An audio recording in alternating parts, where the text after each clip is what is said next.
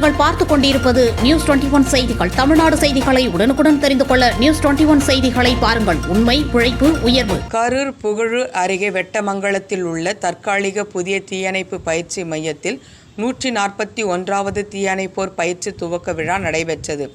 தமிழ்நாடு தீயணைப்பு மற்றும் மீட்பு பணிகள் துறைக்கு 600க்கும் மேற்பட்டோர் தேர்வு செய்யப்பட்டனர். கடந்த 4 மாதங்களாக பயிற்சி துவங்கப்படாத நிலையில் உடனடியாக பயிற்சி வழங்க வேண்டும் என கோரிக்கை எழுந்த நிலையில் தமிழகத்தில் மதுரை, திருநெல்வேலி, சேலம், திருப்பத்தூர், கரூர் உள்ளிட்ட 7 இடங்களில் தற்காலிக பயிற்சி மையங்கள் மூலம் பயிற்சி அளிக்க நடவடிக்கை மேற்கொள்ளப்பட்டுள்ளது. இதன் தொடர்ச்சியாக இன்று திருச்சி மத்திய மண்டலத்திற்கு உட்பட்ட கரூரில் வெட்டமங்கலம் கேம்பிரிட்ஜ் கலை அறிவியல் கல்லூரி வளாகத்தில் உள்ள தற்காலிக தீயணைப்பு பயிற்சி மையத்தில் 97 தீயணைப்பு வீரர்களுக்கு 3 மாத பயிற்சி துவங்கியது.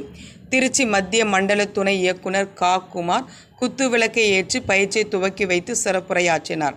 அப்பொழுது பேசிய அவர், பயிற்சி பெறும் தீயணைப்பு வீரர்களுக்கு நீச்சல் பயிற்சி, மூச்சு பயிற்சி மற்றும் தீயணைப்பு கருவிகளை கையாளுவது குறித்து அடிப்படை பயிற்சிகள் வழங்கப்பட உள்ளது. அடிப்படை பயிற்சி முடிந்து தேர்வு நடத்தப்பட்டு நிலையங்களில் பணியமர்த்தப்படுவார்கள்.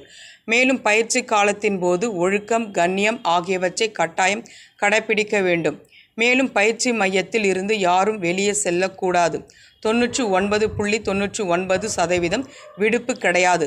செல்போன்களை அவசியம் கருதினால் மட்டுமே பயன்படுத்த வேண்டும். பயிற்சி காலத்தில் உணவு கட்டுப்பாடு என்பது மிகவும் அவசியம்.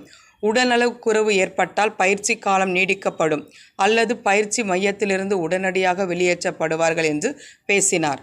இந்நிகழ்ச்சியில் கரூர் மாவட்ட தீயணைப்பு அலுவலர் வடிவேலு, உதவி ஆய்வாளர்கள் கோமதி மற்றும் திருமுருகன் உள்ளிட்டவர்கள் கலந்து கொண்டனர். தொடர்ந்து 90 நாட்களுக்கு 35 தீயணைப்பு பயிற்சியாளர்கள் பயிற்சியினை வழங்க உள்ளனர். நியூஸ் 21 தமிழ்நாடு செய்திகளுக்காக கரூர் மாவட்ட செய்தியாளர் சதீஷ்.